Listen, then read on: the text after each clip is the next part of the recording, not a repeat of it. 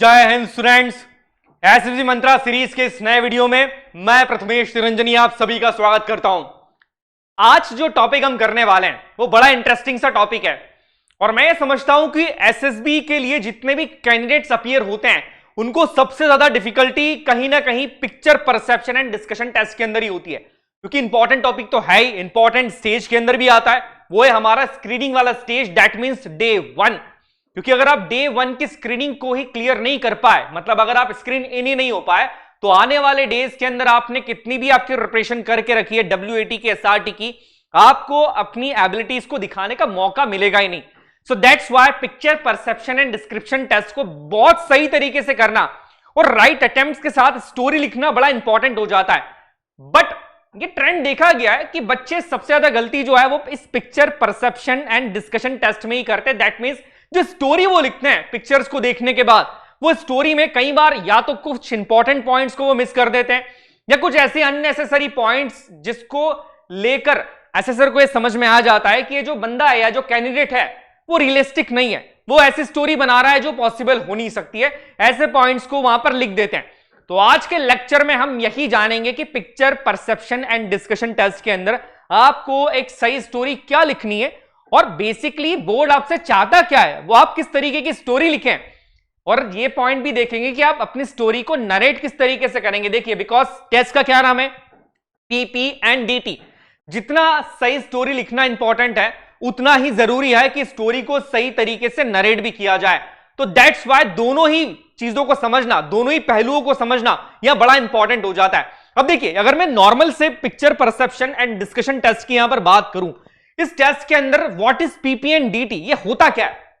ये पहले दिन आपका लिया जाता है जैसे ही आप एंटर करते हैं। यहां पर अगर मैं बात करूं कि जो आपका स्क्रीनिंग टेस्ट होता है, आपके स्क्रीनिंग का टेस्ट यहां पर का पार्ट यहां पर होता है picture perception and discussion test. अब यहां से एक चीज समझ में आ रही है, अगर किसी टेस्ट को पहले दिन रख लिया गया है तो इसका मतलब है कि वो टेस्ट बड़ा इंपॉर्टेंट है। वो कहीं ना कहीं आपके अंदर की जो ऑफिसर्स लाइक क्वालिटी है या आपकी जो माइंड का थॉट प्रोसेस है उसको वो चेक कर लेता है कि हाँ, ये पर्सन फोर्सेस के लिए फिट है कि नहीं है। क्योंकि आप जो स्टोरी लिखते हैं नॉर्मली, इसमें अगर मैं साइकोलॉजिकल टर्म की बात करूं तो एक प्रोसेस होता है जिसे कॉग्निटिव प्रोसेस कहा जाता है। आपके पास्ट एक्सपीरियंस के बेस पे, आपके करंट एक्सपीरियंस के बेस पे आप किसी चीज को देख के, सोच के, आपके माइंड में जो भी प्रोसेस होता है सोचने के बाद, समझने के बाद, आपके एक्सपीरियंस के बेस पे जो रिजल्ट निकल के आता है, वो रिजल्ट क्या होता है, उस रिजल्ट्स के थ्रू आपकी क्वालिटीज वो झलक रही है, नहीं झलक रही है, आप उन क्वालिटीज को शो कर पा रहे हैं, नहीं कर पा रहे हैं। इस कॉग्निटिव प्रोसेस के थ्रू ही ये जो आपकी प्रोसेस है वो फिर एक कागज के ऊपर आ जाती है आपकी स्टोरी के फॉर्म में। तो आप चाहें या ना चाहें, चाहे वो चीज आपके कॉन्शियस माइंड में हो या सबकॉन्शियस माइंड में हो, आपकी स्टोरी के थ्रू आपका जो माइंड सेट है वो पता लग जाता है कि आप कितने नेगेटिव पर्सन है, आप पॉजिटिव है, आप रियलिस्टिक है, आपके अंदर वो ऑफिसर्स लाइक क्वालिटी है भी कि नहीं है। दैट्स वाई एक बड़ा इंपॉर्टेंट सा प्रोसेस यहां पर बन जाता है। आगे मैं अगर बताऊं कि बोर्ड चाहता क्या है, अगर बोर्ड ने ये टेस्ट रखा है, स्क्रीनिंग के दिन ही रखा है, और स्क्रीनिंग के अंदर आपको पता है कि पहले दिन सबसे ज्यादा कैंडिडेट्स बाहर हो जाते हैं जिनमें क्षमता होती है, जो लगता है कि हाँ इनके अंदर वो एबिलिटी है, वही बच्चे स्क्रीन इन हो पाते हैं, बाकी सारे बाहर हो जाते हैं। तो बेसिकली एसएसबी बोर्ड चाह क्या रहा है इस टेस्ट के थ्रू? देखिए, सबसे पहली कुछ चीजें वो आपके अंदर देखता है। पहली पावर ऑफ ऑब्जर्वेशन। मेरा हमेशा से मानना है कि एक लीडर की सबसे बड़ी क्वालिटी होती है कि वो किसी भी सिचुएशन को ऑब्जर्व बड़े सही तरीके से करता है। आप खुद समझिए, अगर आप किसी सिचुएशन को ढंग से ऑब्जर्व ही नहीं कर पाए, उस सिचुएशन के अंदर क्या प्रॉब्लम है वही नहीं ढूंढ पाए, तो आप उस प्रॉब्लम का सोल्यूशन कैसे निकालेंगे? जैसे हमारे फोर्सेस के अंदर आप देख रहे हैं, कई बार जो लीडर है वो ऐसी सिचुएशन में फंस जाते हैं जहां पर अगर उन्होंने सिचुएशन को सही से ऑब्जर्व नहीं किया तो वो एक बहुत बड़ा गलत डिसीजन ले लेंगे। क्योंकि एक लीडर के ऊपर सिर्फ उसकी जान की जिम्मेदारी नहीं होती है, उसके ऊपर अपने साथियों की जान की जिम्मेदारी भी होती है। तो दैट्स वाई ये प्रोसेस बड़ा इंपॉर्टेंट होता है और यहां पर देखा जाता है कि पावर ऑफ आपका ऑब्जर्वेशन कितना ज्यादा है। किसी पिक्चर को देखने के बाद आप कितनी बारीकियां उस पिक्चर की ऑब्जर्व कर रहे हैं, कितनी डिटेल उस पिक्चर की ऑब्जर्व कर रहे हैं, ये चीजें देखी जाती है। दूसरा, पावर ऑफ एक्सप्रेशन। ठीक है, आपने चीजों को ऑब्जर्व तो करा है, आपकी स्टोरी तो आपने बहुत बढ़िया लिखी है, अप टू द मार्क लिखी है, असेसर जिस तरीके से चाह रहे थे, जो देखना चाह रहे थे आपकी स्टोरी के अंदर, वो उनको मिल गया आपकी स्टोरी में। बट आप क्या अपनी स्टोरी को नरेट कर पा रहे हैं? आपका पावर ऑफ एक्सप्रेशन कैसा है? जो स्टोरी आपने लिखी है, जो थॉट्स आपने लिखे हैं, आप उसको एक्सप्रेस कर पा रहे हैं कि नहीं कर पा रहे हैं, कि ऐसा तो नहीं हो रहा है कि 10 लोग आपके सामने नए बैठे हैं तो आप बोल ही नहीं पा रहे, घबरा गए, कॉन्फिडेंट नहीं है। तो नरेशन भी उतना इंपॉर्टेंट पार्ट है और वो आपका देख लिया जाता है। इसके बाद आपकी स्टोरी के थ्रू, जी हां, आप जो स्टोरी लिखते हैं उस स्टोरी के अंदर क्या करते हैं, आप अपने आप को एज हीरो ट्रीट करते हैं, या जो भी स्टोरी का आप हीरो बनाते हैं वो एक्शन लेता है, वो सोल्यूशन प्रॉब्लम को ढूंढता है और एक प्रॉपर सोल्यूशन निकालता है। उस सोल्यूशन के अंदर आप कितने OLQs को शो कर रहे हैं वो भी यहां पर देखा जाता है, क्योंकि कहीं ना कहीं ये देखा जाता है, ये मान लिया जाता है कि जो पिक्चर के ऊपर आप स्टोरी लिख रहे हैं वो आपकी पर्सनालिटी के ऊपर ही बेस्ड है। उस पिक्चर का जो हीरो आपने माना है वो आपकी पर्सनालिटी का ही हीरो है, उसका माइंडसेट आपका माइंडसेट है।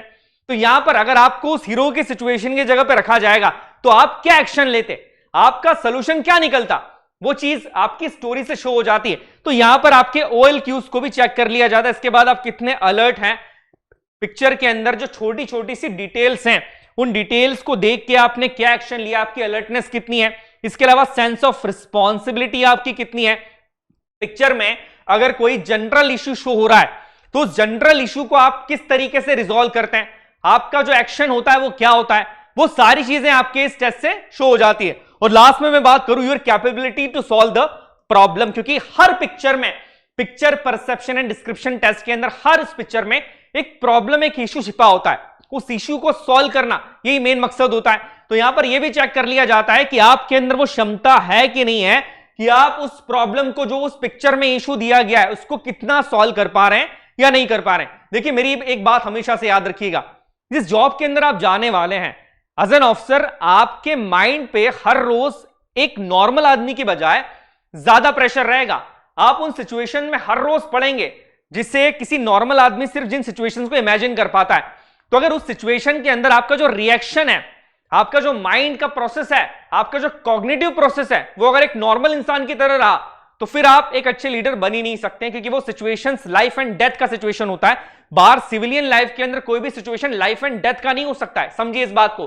दैट्स व्हाई ये picture perception and description test आपकी पूरी माइंड की प्रोसेस को निकाल के बता देता है। आपके पास्ट एक्सपीरियंस क्या रहा, उस प्रेजेंट एक्सपीरियंस क्या रहा, फिर चाहे वो आपके कॉन्शियस माइंड में हो या अनकॉन्शियस माइंड के अंदर हो, picture perception and description test के थ्रू पता लग जाएगा बोर्ड को कि आप किस तरीके के इंसान हैं। आप रियलिस्टिक हैं, फेक हैं, मीनिंगफुल बातें करते हैं, नेगेटिव है, पॉजिटिव है, किसी पिक्चर को देख के आपके माइंड में पॉजिटिवनेस आती है, नेगेटिवनेस आती है, सब यहां पे पता लग जाता है। तो इस पॉइंट को याद रखना जरूरी है। चलिए, अब ये तो बात मैंने बता दी कि बोर्ड देख क्या रहा है, picture perception description test, discussion test basically है क्या।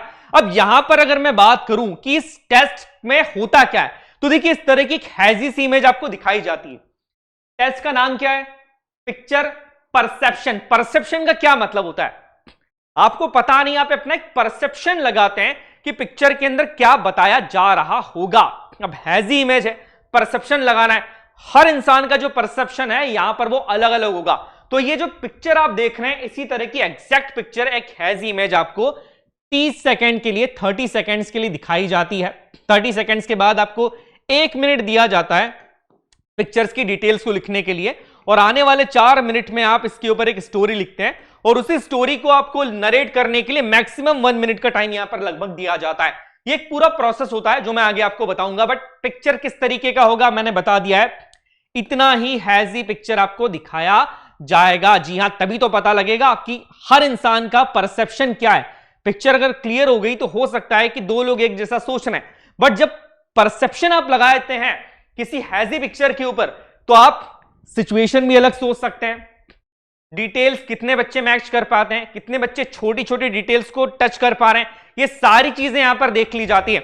आगे अगर मैं बात करूं तो कुछ इस तरह की आंसर शीट आपको मिलती है, जहां पर सबसे पहले आपको लिखना लगता है नंबर ऑफ एसएसबी, किस एसएसबी बोर्ड के अंदर है, बोर्ड का नंबर क्या है, नेक्स्ट आपकी बैच का क्या नंबर है, चेस्ट नंबर जो आपको दिया जाता है, डेट, जिस डेट को आप दे रहे हैं, आपकी एज और आपका नाम यहां पर लिखना होता है। ये जो ब्रैकेट होता है इसके अंदर आपको कुछ डिटेल्स फिल करनी होती है। जैसा मैंने बताया कि 30 सेकंड के लिए आपको इमेज दिखाई जाती है और 30 सेकंड के बाद 1 मिनट आपको दिया जाता है आगे की डिटेल्स को फिल करने के लिए, जो मैं बताऊंगा डिटेल्स क्या होती है। यहां पर आपको एक्शन लिखना होता है। अगर मैं नॉर्मल वर्ड्स में बोलूं तो आपको टाइटल लिखना होता है कि आपकी जो स्टोरी है उसका टाइटल क्या है। अगर वो किसी जनरल अवेयरनेस के ऊपर बेस्ड है तो आप यहां पर वो टाइटल लिख देते हैं। अगर आप किसी सोशल इश्यू को रिजॉल्व कर लें तो वो टाइटल आपका, वो एक्शन आपका यहां हो जाएगा। तो यहां पर आप छोटा सा आपका जो भी एक्शन है आप वहां पर वो लिखते हैं और यहां पर आप अपनी स्टोरी लिखते हैं। ये सेम इसी तरीके की आपको आंसर शीट यहां पर मिलती है। अब यहां पर एक बात मैंने बताई थी आपको, जो डिटेल्स मेजरली डिटेल्स फिल करना होती है, जो कि इस बॉक्स के अंदर फिल करनी है, वो क्या है? देखिए यहां पर मेजरली 4 डिटेल्स आपको फिल करना होती है। सबसे पहला होता है नंबर ऑफ कैरेक्टर्स, आपको कितने दिख रहे हैं। अगर आपको कोई स्टोरी में मेल है तो उसके लिए आप M लिखते हैं, फीमेल के लिए आप लिखा जाता है when unable to distinguish person, जब आप किसी पर्सन को आइडेंटिफाई करने में सक्षम नहीं है। अब जैसे हम पुरानी स्टोरी के ऊपर ही जाते हैं, इस स्टोरी में अगर बात की जाए तो मुझे साफ साफ दिख रहा है कि यहां पर एक मेल है, एक मेल कैरेक्टर दिख रहा है, 2 फीमेल कैरेक्टर्स दिख रही हैं और एक जो है वो छोटा बेबी दिख रहा है। अब यहां पर छोटे बेबी की जब मैं बात कर रहा हूं, देखिए आपका ऑब्जर्वेशन यहीं से लग जाएगा। यहां पर मैं किसी इन्फेंट की बात नहीं कर रहा हूं, एक छोटे से बच्चे की बात नहीं कर रहा हूं, न्यूबॉर्न बेबी की बात नहीं कर रहा हूं। आप बेबी का साइज देखिए, कम से कम वो 2 साल का बच्चा है, 1 से 2 साल के बीच में या 2 से 3 साल के बीच में इस बच्चे की उम्र है। ये छोटे छोटे ऑब्जर्वेशन आपको करने हैं। तो सबसे पहले इस यहां पर डिटेल आप क्या भेजेंगे कि यहां पर आपने देखा है एक मेल, 2 फीमेल है और तीसरा जो है एक बेबी है, बट उसका जेंडर आपको आइडेंटिफाई नहीं है। तो आपको इस तरीके से यहां पर लिखना होता है। दूसरा आपको लिखना होता है approximate age of each character, किनकी अप्रोक्सीमेट एज कितनी है, अप्रोक्स एज यहां पर कितनी है।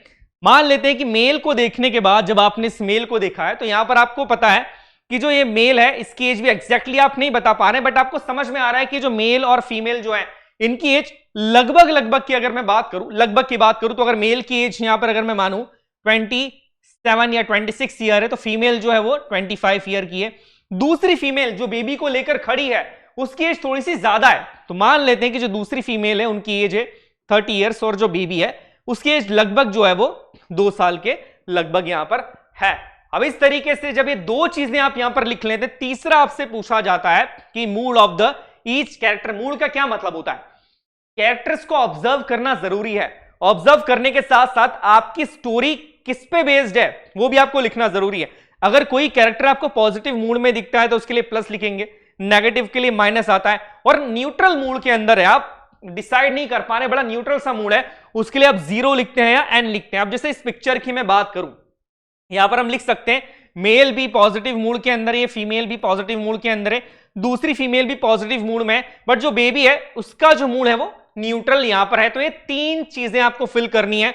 और इसके बाद सबसे इंपॉर्टेंट चीज आती है कि put that circle around the main character hero.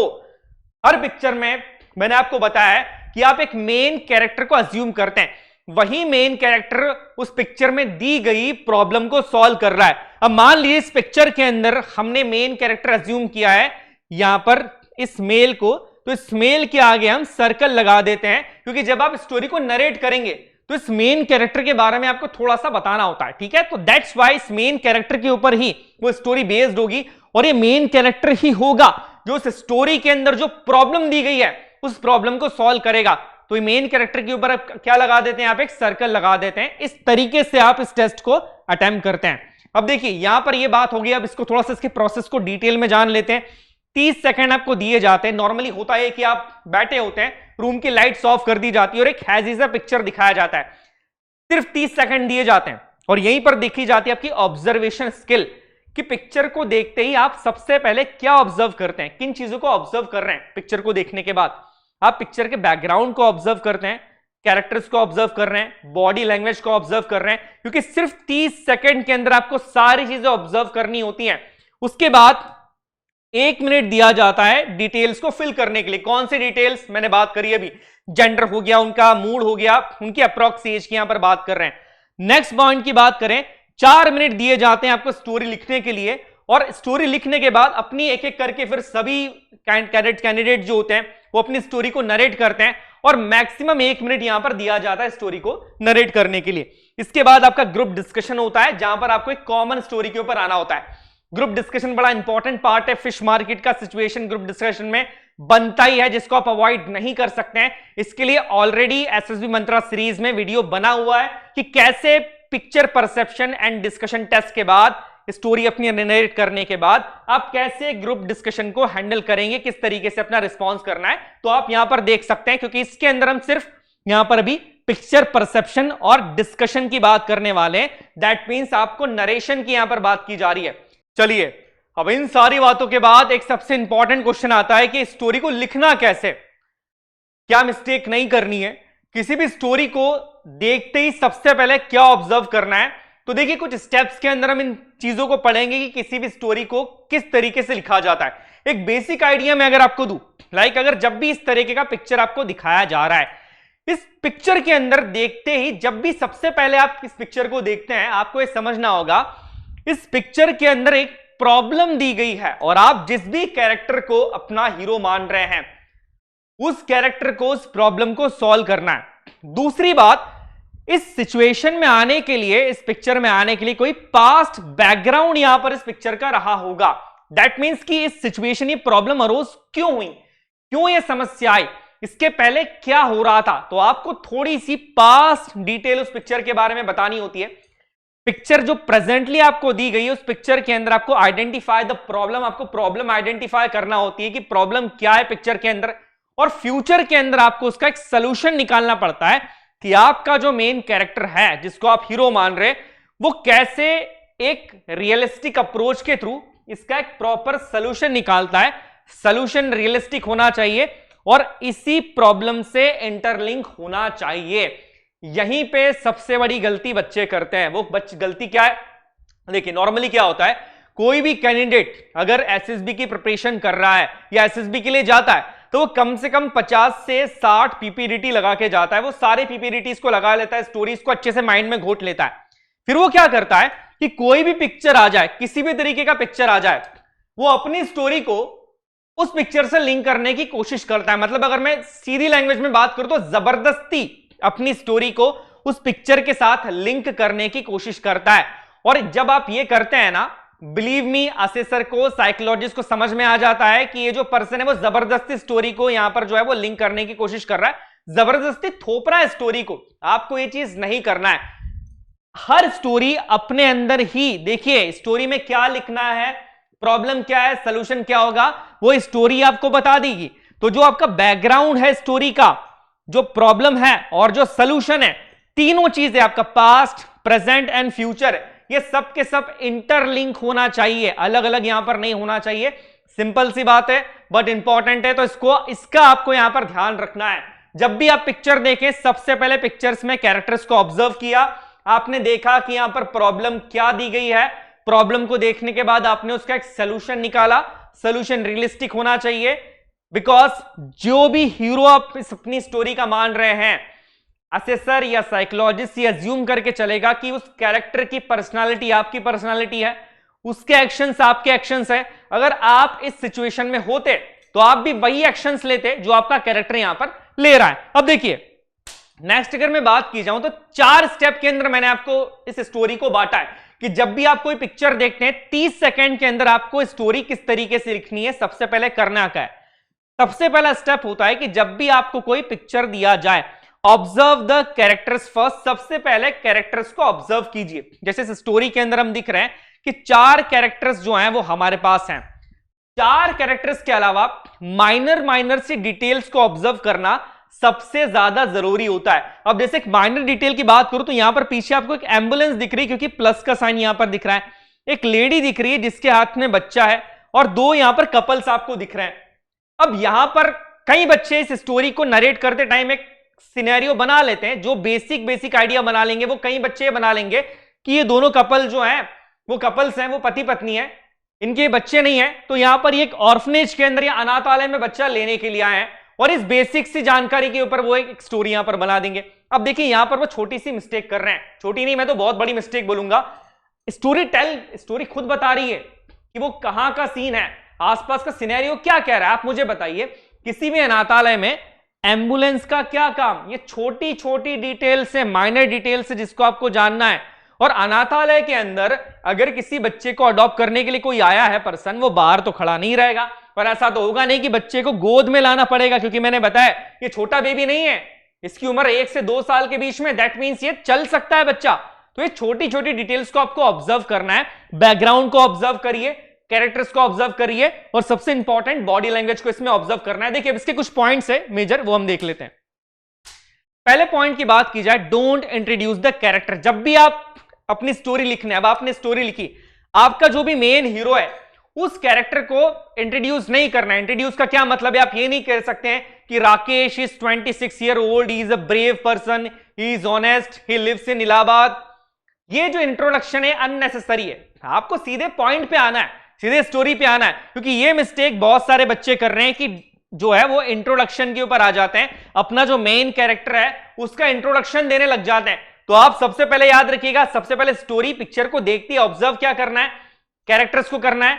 Characters के बाद एक बैकग्राउंड को आप ऑब्जर्व कर लीजिए, क्योंकि उसी कैरेक्टर और बैकग्राउंड के बेस पे आपकी स्टोरी बनेगी। जब आप स्टोरी लिख रहे हैं तो क्या करना है, सबसे पहली चीज कैरेक्टर को इंट्रोड्यूस नहीं करना है। दूसरा, एक बहुत बड़ा मिसकंसेप्शन है कि hero should be of your age, gender is not essential. ये पॉइंट समझिए, कई सारी किताबों के अंदर मैंने पढ़ा है, कई जगह देखा भी, लोग बोल देते हैं कि जब भी आप पीपीआरटी लिख रहे हो तो आप जो कैरेक्टर ले रहे हो, जो मेन कैरेक्टर ले रहे हो, वो आपकी एज का होना चाहिए, आपकी एज का होना चाहिए, आपके जेंडर का होना चाहिए। ये एसेंशियल नहीं है। मान लो कोई पिक्चर आपके पास आई है, कोई स्टोरी आपके पास आई है जिसमें दो आदमी दिखाए गए, दोनों की जो एज है वो 60 और 62 है, आपको दिख रहा है कि एजेड पर्सन है, और आप एक फीमेल एसएसबी के लिए अपीयर कर रही हैं, तो वहां पर जरूरी नहीं होता है कि आप अपने कैरेक्टर क्या कह सकते हैं कि अपनी एज के पर्सन को ही वहां पर इंट्रोड्यूस करें, या आपके जेंडर का ही आपका हीरो होना चाहिए। ये चीज जरूरी नहीं है, ये मिसकंसेप्शन है, तो इससे आपको दूर रहना है। दूसरा, तीसरी चीज जो ऑब्जर्व करने लायक होती है वो होती है कि behaviour will tell you the whole story. इनका जो बिहेवियर है वो आपको पूरी स्टोरी यहां पर टेल कर देगा। अब जैसे बिहेवियर की मैं इस पिक्चर में बात करूं, ये कोई इमरजेंसी अर्जेंसी वाली सिचुएशन है, पिक्चर के अंदर दिख रहा है कि भैया एक सीन जो है ये किसी हॉस्पिटल का सीन हो सकता है, अस्पताल का सीन है, और बच्ची जो है वो अपने पैरों पे नहीं चल पा रही है, उसको हाथ में उठा के लाया जा रहा है, मतलब सेंस ऑफ अर्जेंसी की बात हो रही है, कोई मेडिकल इमरजेंसी वाला सिचुएशन यहां पर ये हो सकता है। तो देखिए, बिहेवियर जो कैरेक्टर्स का है वो आपको पूरी स्टोरी बता देता है, ये पॉइंट मेरी याद रखिएगा। माइनर सबसे बड़ी मिस्टेक ये करते हैं कि क्या होता है, बेसिक अप्रोच होता है कि बेसिक चीजें देखी, उसके ऊपर स्टोरी लिख दी। जो सही कैंडिडेट होता है वो क्या करेगा, वो माइनर डिटेल्स के ऊपर ध्यान देगा, और जब माइनर डिटेल्स के ऊपर ध्यान देके ज्यादा एक्शन बोलेगा, ये पॉइंट याद रखिएगा, आगे बताऊंगा मैं, जब ज्यादा और रियलिस्टिक एक्शन वो लिखकर एक स्टोरी लिखते हैं उसका इंपैक्ट काफी ज्यादा पड़ता है, बजाय ऐसी स्टोरी के जो बेसिक पॉइंट्स के ऊपर लिख लिया आपने। तो ऐसी स्टोरी आपको यहां पर नहीं लिखनी है।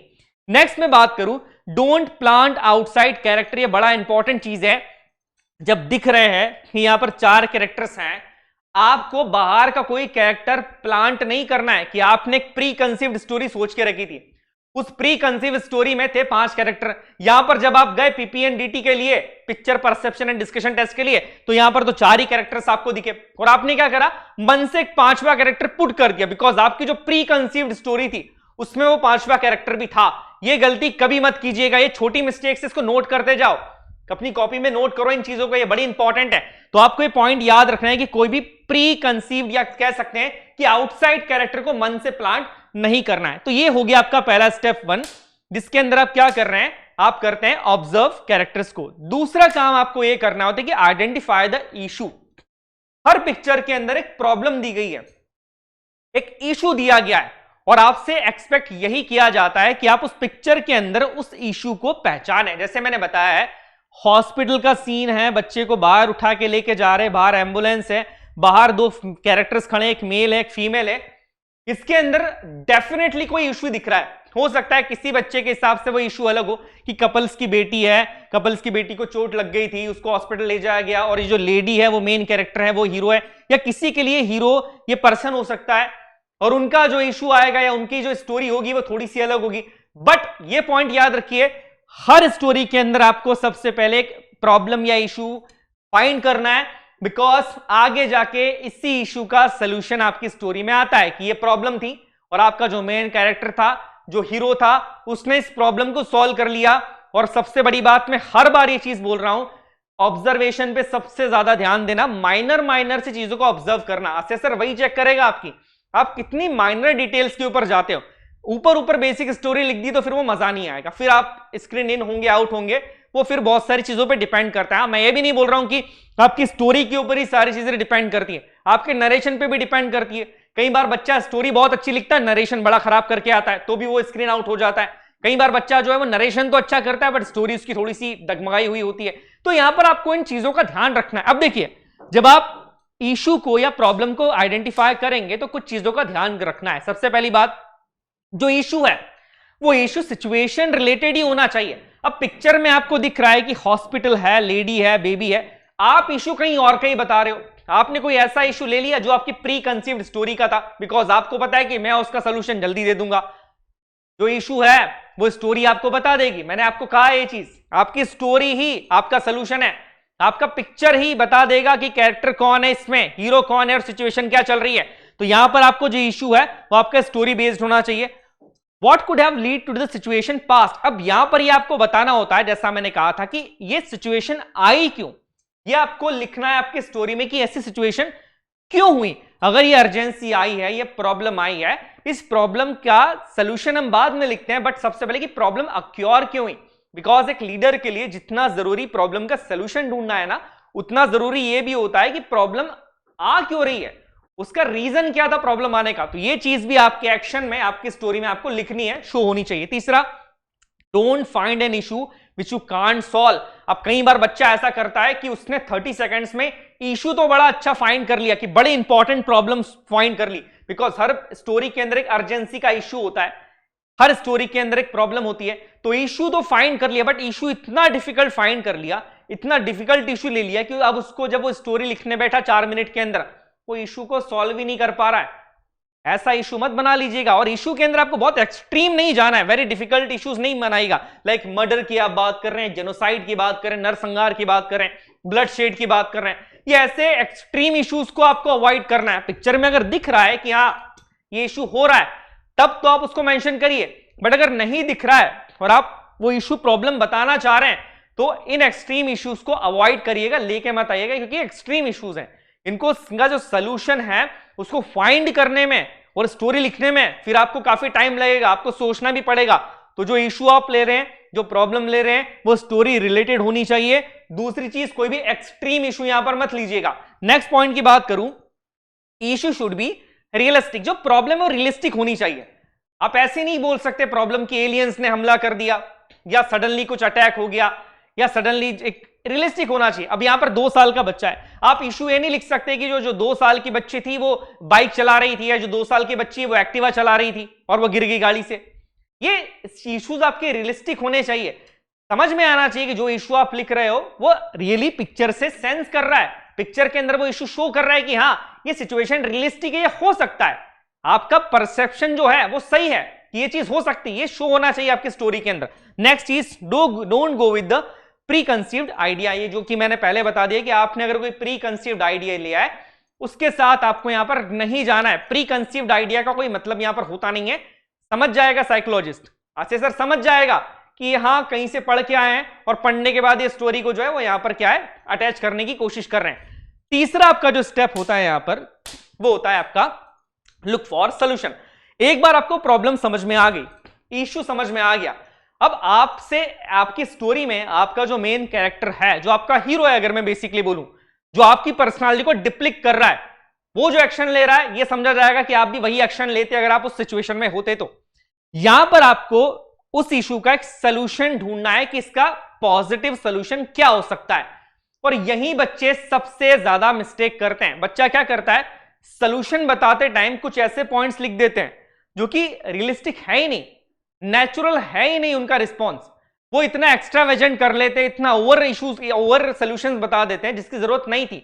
या कई बार इशू का जो सोल्यूशन है वो डायरेक्ट ले लेते हैं। देखिए मैंने एक चीज आपसे हमेशा कही, मैं फिर बोल रहा हूं, आपकी स्टोरी में जितने एक्शंस आपके ज्यादा होंगे, जितने आप ज्यादा एक्शन ले रहे हो, उतनी स्टोरी आपकी स्ट्रांग होती है। और एक्शंस कैसे होने चाहिए, रियलिस्टिक होने चाहिए। आपकी जो प्रॉब्लम है उस प्रॉब्लम को सॉल्व करने के लिए आपने जो भी सोल्यूशन आप लिख रहे हो, आपका जो कैरेक्टर है वो जो भी कर रहा है उस प्रॉब्लम को सॉल्व करने के लिए, उनके एक्शंस को बढ़ाइएगा, ज्यादा एक्शंस लीजिएगा। और एक्शंस को इंटरलिंक करना मत भूलना स्टोरी के साथ, क्योंकि वही एक्शंस आपकी ऑफिसर्स लाइक क्वालिटी को शो करते हैं।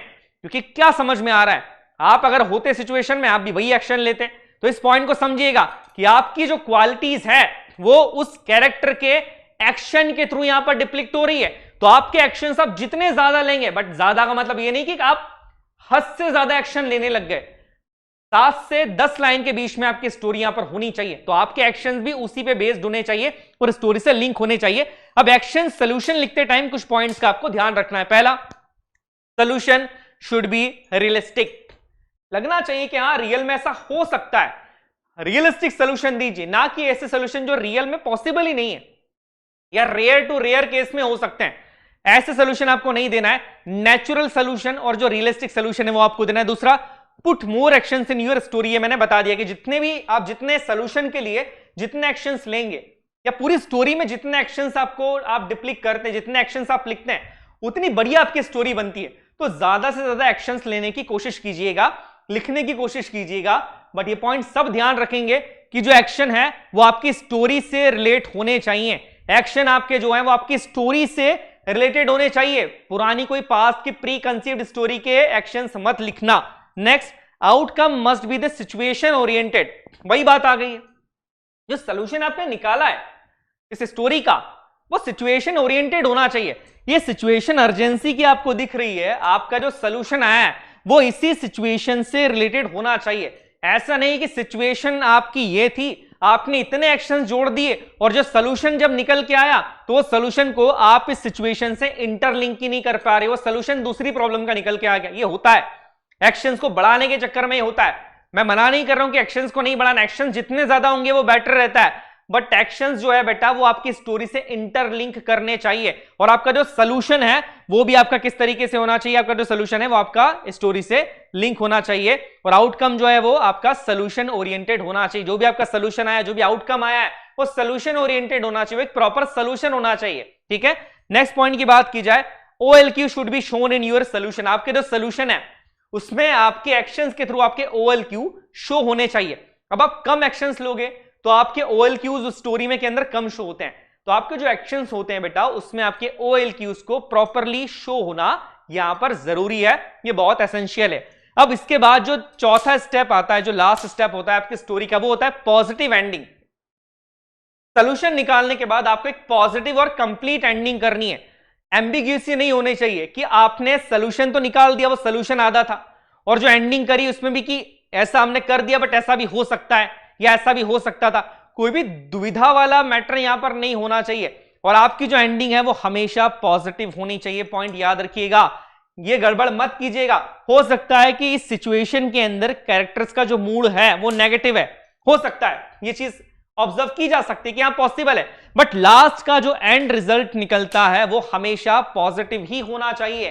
जो सोल्यूशन है, क्योंकि प्रॉब्लम नेगेटिव हो सकती है बट सोल्यूशन जो है वो पॉजिटिव ही आपको ढूंढना पड़ेगा। तो ये पॉइंट याद रखिएगा कि जो एंडिंग आप करते हैं लास्ट में उसको पॉजिटिव करिएगा। Ending should be simple. कई बार बच्चे एंडिंग के अंदर बहुत बड़ा बड़ा लिख देते हैं। बड़ा कैसे लिख देते हैं, मान लीजिए किसी बच्चे की स्टोरी बनाई है तो लास्ट में उसे, जैसे एक पॉइंट यहां पर मैंने लिखा है कि रिवॉर्ड्स और गिफ्ट्स की बात कर लेते कि लास्ट में उसे PM से अवार्ड मिला, CM से अवार्ड मिला, प्राइम मिनिस्टर जी ने उनको ऑनर किया। ये चीजें नहीं लिखनी है कभी भी आपकी एंडिंग के अंदर। पॉजिटिव एंडिंग में रिवॉर्ड्स की, गिफ्ट्स की या कैश गिफ्ट्स की कभी भी ये मेंशन होना ही नहीं चाहिए, ये नेगेटिव इंपैक्ट देके जाएगा। इस चीज को अवॉइड करना अपनी स्टोरी में। दूसरी बात, डोंट एक्स्ट्रागेट द एंडिंग। एंडिंग को खींचो मत, एंडिंग को शॉर्ट रखो, सिंपल रखो। इन सारी चीजों के थ्रू जब आपकी एक स्टोरी बन के आती है, सामने आती है, वो एक परफेक्ट स्टोरी यहां पर आएगी। पिक्चर, परसेप्शन और डिस्क्रिप्शन टेस्ट में यही आपकी स्टोरी आती है। अब देखिए यहां पर अगर मैं एक बात करूं, क्या करना है आपको, सबसे पहले स्टोरी देखते ही कैरेक्टर्स आपने देखे, कैरेक्टर्स का बिहेवियर ऑब्जर्व करा, इनका बिहेवियर ऑब्जर्व करने के बाद अपने स्टोरी का बैकग्राउंड लिखा, दैट मींस पास्ट वाली चीज लिखी कि स्टोरी का बैकग्राउंड यहां पर क्या है। ठीक है, नेक्स्ट एक्सप्लेन द इशू। उस प्रेजेंट के सिचुएशन में आपको स्टोरी के अंदर एक इशू दिखा, उस इशू को आपको एक्सप्लेन करना है कि इशू क्या है। इसके बाद फाइंड द सोल्यूशन। आपका जो कैरेक्टर है, जिसको भी आपने हीरो माना है, वो उसके एक सोल्यूशन के ऊपर आता है, और लास्ट में आपको करना है कि and the story with the positive note. Positive note के साथ आपको अपनी स्टोरी को यहां पर एंड कर देना है। देखिए चीजें सिंपल है, पता होना चाहिए। और दूसरी चीज, जितनी ज्यादा प्रैक्टिस आप करोगे picture, perception and description test की, उतने ज्यादा इसमें मास्टर हो जाओगे। ठीक है, कोई रॉकेट साइंस की बात नहीं चल रही है यहां पर। आप जितना प्रैक्टिस करते जाएंगे, जितने अच्छे से प्रैक्टिस करके जाओगे, उतना बढ़िया यहां पर ही आपका टेस्ट हो जाएगा। और मैं ये चाहता हूं कि कमेंट बॉक्स के अंदर जितने भी बच्चे हैं, आपको पता लग गया है कि किस तरह की स्टोरी बनेगी, सबसे पहले इस पिक्चर के ऊपर एक स्टोरी लिखने का ट्राई कीजिए कि आपका परसेप्शन क्या है। मैंने गाइडलाइंस बता दिया आपको कि किस तरीके से अटेम्प्ट करना है, अभी आपकी जिम्मेदारी कि आप क्या स्टोरी यहां पर लिखते हैं। तो आप ट्राई कीजिए कि इस पिक्चर के पीछे स्टोरी यहां पर क्या होती है। चलिए, ये पॉइंट्स तो हो गए। अब हम एक काम करते हैं कि टाइप ऑफ स्टोरीज की मैं बात कर लूं। ये एक बड़ा इंपॉर्टेंट पॉइंट है, इसे ध्यान से सुनिएगा। किस टाइप की स्टोरी को सही माना जाता है, कौन से टाइप की स्टोरी रिजेक्ट हो जाती है, या कह सकते हैं कि जिसके ऊपर आप ज्यादा असेसर समझ जाता है कि बच्चे के अंदर वो क्वालिटी नहीं है, वो कौन सी स्टोरीज होती है। देखिए, स्टोरीज मेजरली दो तरह की होगी। इस पिक्चर के लिए अगर कोई बच्चा स्टोरी बनाएगा तो मेजरली दो तरह की स्टोरी आएगी। पहली आएगी सुपरफिशियल स्टोरी। ये स्टोरी को नेगेटिव माना जाता है, क्यों? क्योंकि ये स्टोरीज बेस्ड होती है सिर्फ बेसिक्स के ऊपर, मतलब ऊपर ऊपर की बात कर ली है, ऊपर ऊपर की बात समझ लें। पिक्चर की माइनर जो डिटेल्स है, जैसे कि यहां पर एम्बुलेंस है, बच्चे की एज है, इनका जो नेचर है, उसकी माइनर डिटेल्स के ऊपर नहीं गए, कैरेक्टर्स की बॉडी लैंग्वेज के ऊपर नहीं गए, माइनर डिटेल्स की बात छोड़ दी। और जो भी लग रहा था बेसिक इंफॉर्मेशन के ऊपर की, दो फीमेल्स हैं, एक मेल है, एक बच्चा है, इसको लेकर एक स्टोरी बेसिक के ऊपर लिख दी जिसमें कोई माइनर डिटेल्स नहीं थी। स्टोरी सिचुएशन ओरिएंटेड नहीं थी। स्टोरी का जो सॉल्यूशन है वो या तो एक्स्ट्रावेजेंट था या सॉल्यूशन सिचुएशन ओरिएंटेड था ही नहीं। सॉल्यूशन से स्टोरी का कोई लिंकेज ही नहीं हो रहा था। ऐसी स्टोरी को कहा जाता है बेटा सुपरफिशियल स्टोरी, जो कि बेसिक्स पे बेस्ड होती है, जो कि 90% बच्चे इसी तरह की स्टोरी लिख के जाते हैं। ये स्टोरीज को नेगेटिव माना जाता है। अगर आपने ऐसी स्टोरी लिखी है तो फिर आपका स्क्रीन इन होना मुश्किल होता है। दूसरी स्टोरीज होती है आपकी रियलिस्टिक स्टोरी। रियलिस्टिक स्टोरी के अंदर पहली बात, ये रियलिस्टिक बेस के ऊपर डिपेंड करती है।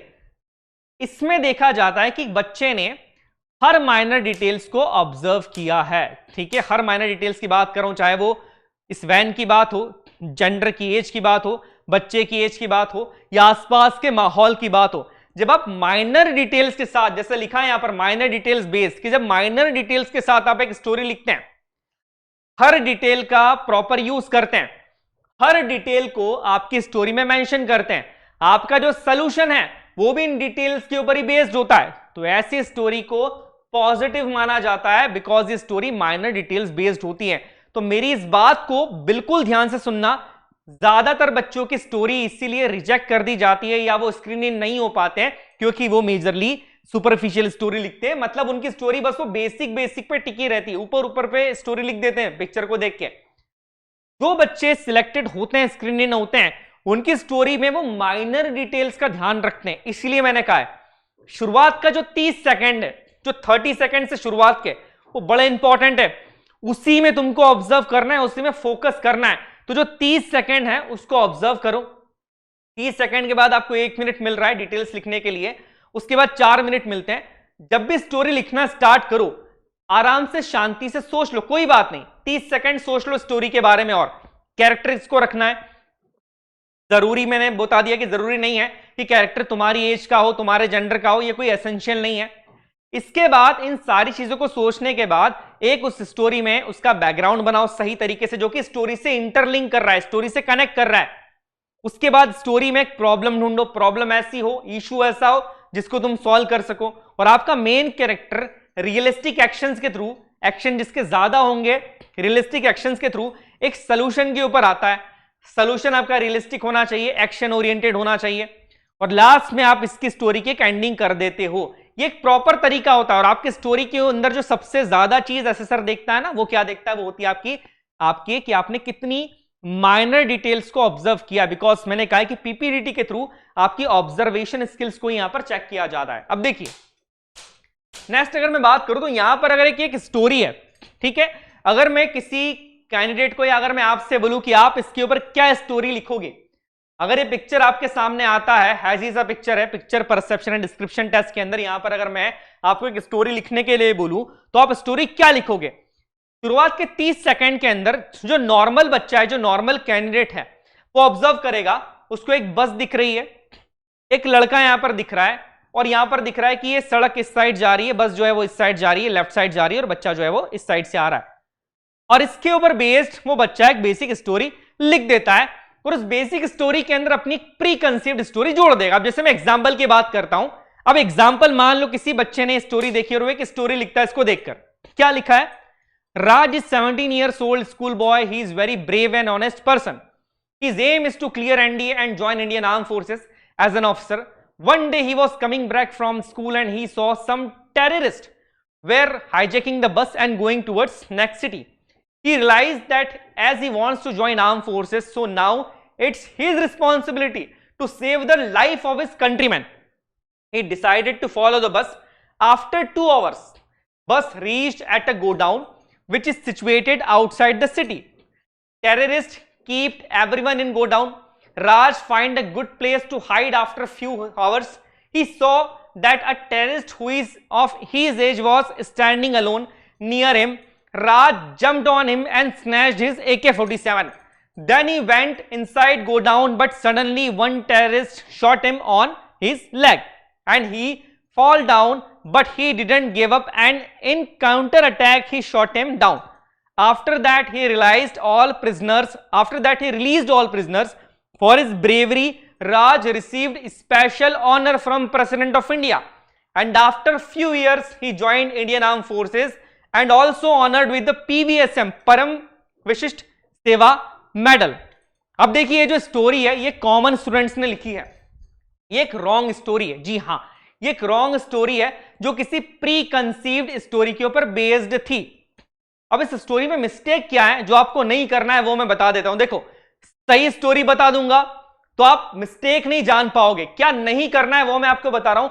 सही स्टोरी क्या होगी वो आपको कमेंट के अंदर लिखना है. सही स्टोरी में क्या पॉइंट्स ऐड करने हैं वो मैं आपको बता दूंगा इसी लेक्चर के अंदर. अब देखो सबसे बड़ी गलती क्या करी. Raj is 17 years old school boy. He is very brave and honest person and his aim is to clear NDA and join Indian Armed Forces as an officer. कई बच्चे गलती यही करते हैं, जब वो अपनी एज का कैरेक्टर लेते हैं वो एक पॉइंट जरूर लिखते हैं. पहली चीज की वो ब्रेव है, ऑनेस्ट है, 17 साल एज है. एज हमने ऑलरेडी बता दी है. दूसरी चीज मैंने आपको कहा है हीरो का इंट्रोडक्शन आपको नहीं देना है. वो ब्रेव है, ऑनेस्ट है, ये चीज लिखने की जरूरत है ही नहीं. उसके एक्शन बताएंगे कि इज ही ब्रेव और नॉट. तो पहली गलती तो यहीं पे समझ में आ गई. असेसर जब ये चेक करेगा तो वो समझ जाएगा कि बच्चे ने एक प्री कंसीव्ड स्टोरी लिखी है जिसके अंदर वो बता रहा है कि वो 17 साल का है. दूसरा, one day he was coming back from school. अब देखिए, अब यहां पर बात आ गई माइनर डिटेल्स की, क्योंकि ये जो स्टोरी है ये रियलिस्टिक स्टोरी नहीं लग रही है ना. कैसे नहीं लग रही है मैं बताऊंगा. यहां पर पहली गलती करी है कि he is coming back from school. देखो अब यहां पर बात आती है माइनर डिटेल्स को जज करने की. कोई भी बच्चा अगर स्कूल से आ रहा है उसके पीठ के पीछे स्कूल बैग होगा.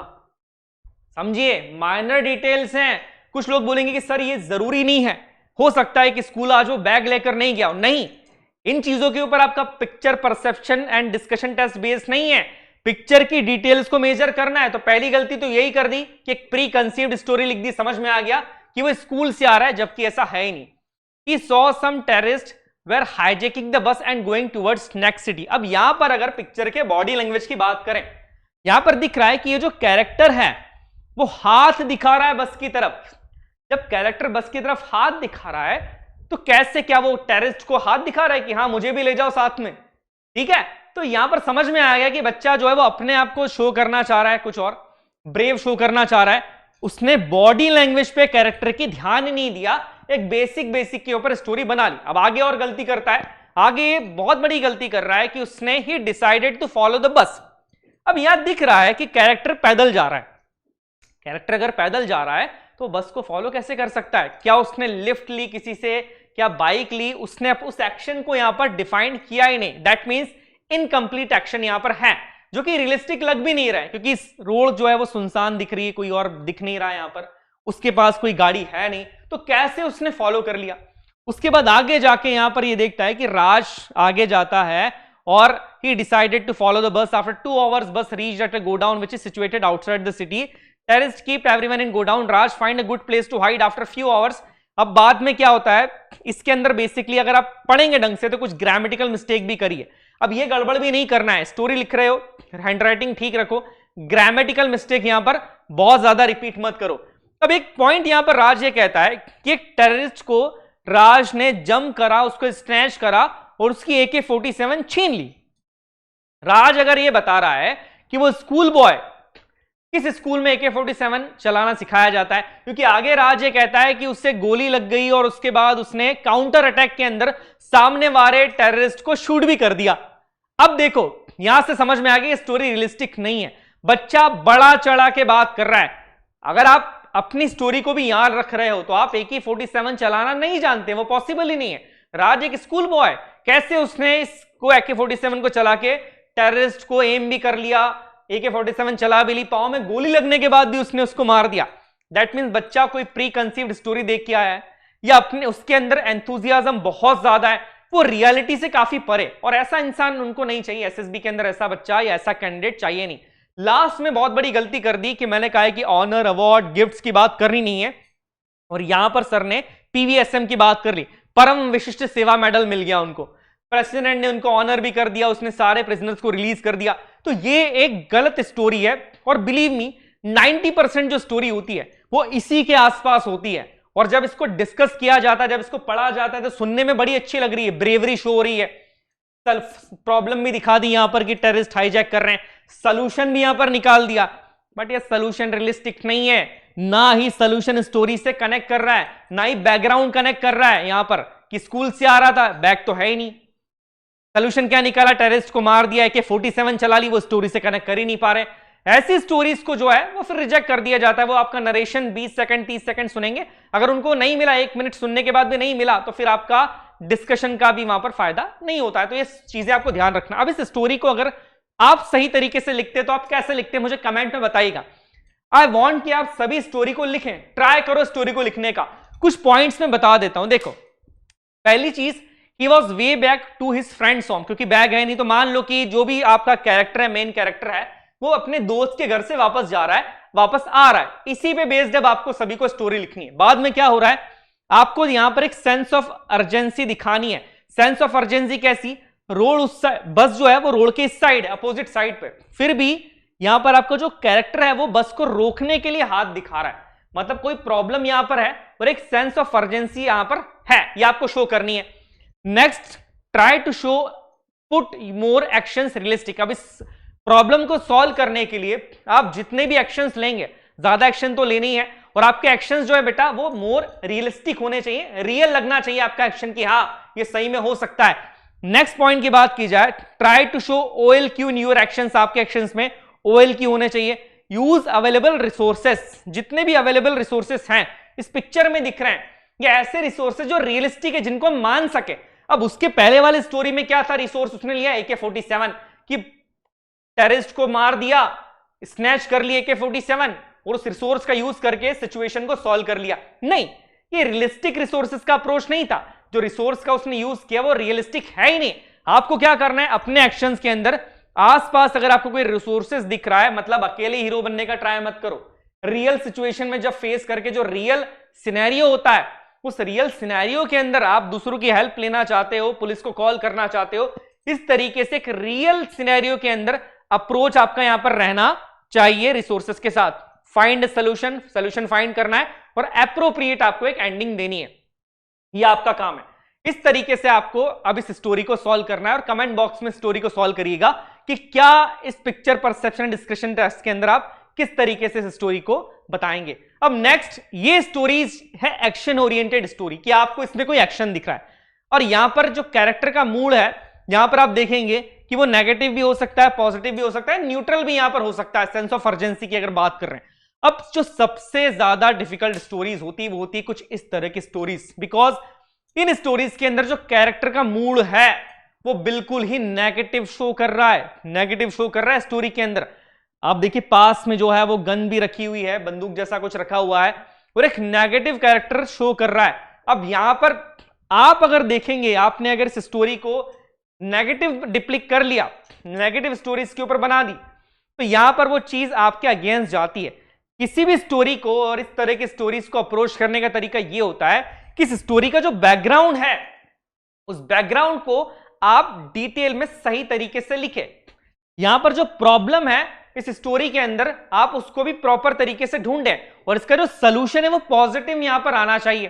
ठीक है, हो सकता है कि सोल्यूशन में आपने ये लिख सकते हैं कि ये जो डिप्रेस थी लेडी, ये बाद में इसने डिप्रेशन को छोड़ा और आगे जाके किसी एग्जाम को क्लियर करके ऑफिसर बन गई, इसने और मेहनत करी। ठीक है, या इसके अंदर एक आत्मविश्वास जाग गया, ये आत्महत्या करने की कोशिश कर रही थी बट कुछ ऐसा इंसिडेंट हुआ, इसके अंदर मन में कुछ ऐसी चीजें इसको याद आ गई, पास इंसिडेंट याद आ गया, या कुछ ऐसा एक्शंस इसने लिया जिसके थ्रू ये कंप्लीटली चेंज हो गई और अब ये डिप्रेस लोगों के लिए काम कर रही है। तो यहां पर आपको इस तरीके के स्टोरीज के अंदर करना क्या होता है कि अगर नेगेटिव स्टोरी दिख रही है, आपको अपने एक्शंस के थ्रू, जो एक्शंस आप डिस्क्राइब कर रहे हैं उसके थ्रू इस स्टोरी को एक पॉजिटिव स्टोरी के अंदर या पॉजिटिव एंड के अंदर कन्वर्ट करना पड़ेगा। तो जब आप पीपीएनडीटी की प्रैक्टिस कर रहे हो, सबसे ज्यादा आपको नेगेटिव स्टोरीज की प्रैक्टिस करिएगा और न्यूट्रल स्टोरी की, जिसमें समझ में नहीं आ रहा कि कैरेक्टर क्या करना चाह रहा है, क्या कहना चाहता है। ठीक है, ये थोड़ा सा मैंने क्लियर पिक्चर ले लिया है, वहां पर आपको हैजी पिक्चर यहां पर मिलने वाला है। नेक्स्ट पॉइंट, अब लास्ट में आपका आता है नरेशन। नरेशन में क्या किया जाए? स्टोरी तो आपने लिख दी, स्टोरी को लिखने के बाद अब स्टोरी को नरेट करना भी तो जरूरी है। लगभग मैक्सिमम 1 मिनट का टाइम दिया जाता है नरेशन के लिए। आप जब भी नरेशन दे, आपका नरेशन का इंट्रोडक्शन बड़ा इंपॉर्टेंट होता है। आपके इंट्रोडक्शन में आप गुड मॉर्निंग बोल सकते हैं, गुड आफ्टरनून बोल सकते हैं अपने कैंडिडेट्स के साथ। उसके बाद आपके नरेशन में आपका मेन कैरेक्टर ऐड होना चाहिए। ठीक है, आपको बताना पड़ेगा कि मेन कैरेक्टर ये है, कितनी मेल से कितने फीमेल से उनका मूड क्या है, ये आपको बताना पड़ेगा।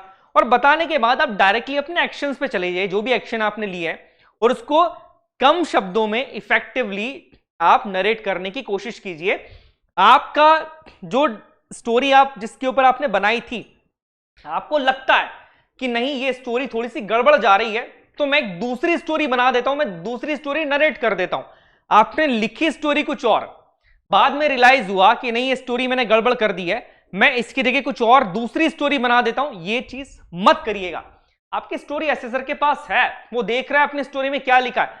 छोटे मोटे चेंजेस एक्सेप्टेबल होते हैं कि यहां छोटा मोटा कोई चेंज कर दिया वो चल जाएगा। आप पूरी स्टोरी चेंज कर दोगे, जो मेजर एक्शन है वो ही चेंज कर दिया, सोल्यूशन ही चेंज कर दिया, वो चीज नेगेटिव में जाती है। तो ये चीज आपको नहीं करना है। तीसरी, और जिसको मैं सबसे इंपॉर्टेंट बात मानता हूं कि ठीक है अगर स्टोरी आपकी सही नहीं भी गई है तो भी आपको क्या करना है, बहुत ही कॉन्फिडेंस के साथ अपनी स्टोरी को नरेट करना है। समझिए इस बात को, मैंने ये चीज कही है, कई बार बच्चों की स्टोरी सही नहीं जाती, बट उनका जो नरेशन का तरीका होता है वो बड़ा कॉन्फिडेंट सा होता है। उनकी वॉइस के अंदर एक कॉन्फिडेंस झलकता है, लाउड वॉइस होती है, क्लियर वॉइस होती है। तो ये कॉन्फिडेंस के साथ आपको अपनी स्टोरी को नरेट करना है और स्पेसिफिक रही है स्टोरी में, ज्यादा इंट्रोडक्शन की बात नहीं करनी है, ज्यादा जो डिटेल जिनका इंपॉर्टेंस है नहीं उनको आपको आपकी स्टोरी में नहीं लेना है। स्पेसिफिकली आपकी क्लियर स्टोरी होनी चाहिए और बिल्कुल समझ में आनी चाहिए कि स्टोरी के अंदर जो असेसर चाह रहे थे कि आपने प्रॉब्लम का एक सोल्यूशन ढूंढा है, रियलिस्टिक है, आपकी स्टोरी जो है वो पिक्चर से कनेक्ट कर रही है, वो चीज आपकी स्टोरी से यहां पर शो होनी चाहिए आपके असेसर को। Next point, emphasize on actions more.